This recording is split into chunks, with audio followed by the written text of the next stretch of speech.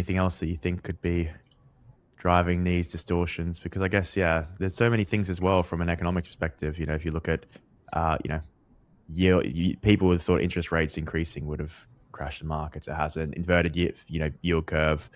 It hasn't. 60/40 correlation, flipping, yeah, carry trade, Yeah, and yeah. Seems carry like there's so many trade things that should have happened. happened and haven't. So this is, I don't know if this time's different or.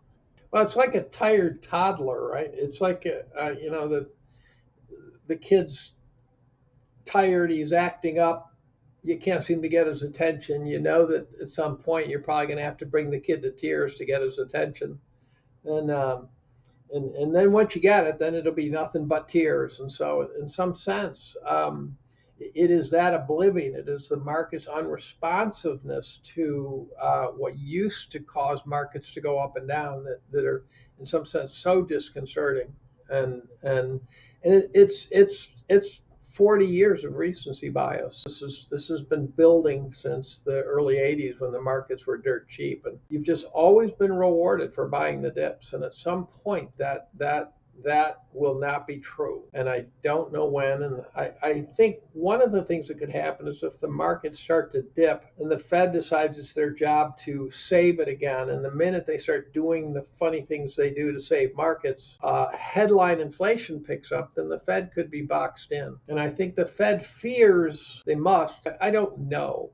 Let me put it this way. If I were a Fed governor, I would fear doing what should work and having it fail and looking powerless. And so I think the Fed is reluctant to look powerless. And so they might be reluctant to step in the way of a problem until when they finally come in to save the markets, they're already ready to be saved because they're cheap. I also wonder, they said Trump was going to appoint a Fed chair who would print like crazy. And then he actually appointed one of the most vocally hawkish Fed heads in the last 15 or 20 years, Kevin Warsh. He's been hypercritical of loose monetary policy.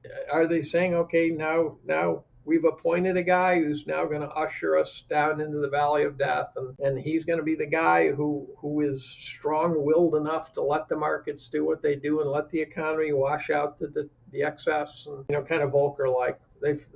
We've put the most Volcker-like person since Volcker into the position. In theory, maybe he'll just change. Maybe he'll just be like all the others. But I'm finding it curious that they appointed Warsh. That's not being talked about enough. Hey everyone, thanks so much for watching this clip of What the Finance interview. If you enjoyed it and looking for more short content, please like and subscribe. And if you'd like to watch the full interview, you can see that here. Thank you so much and see you on the next one.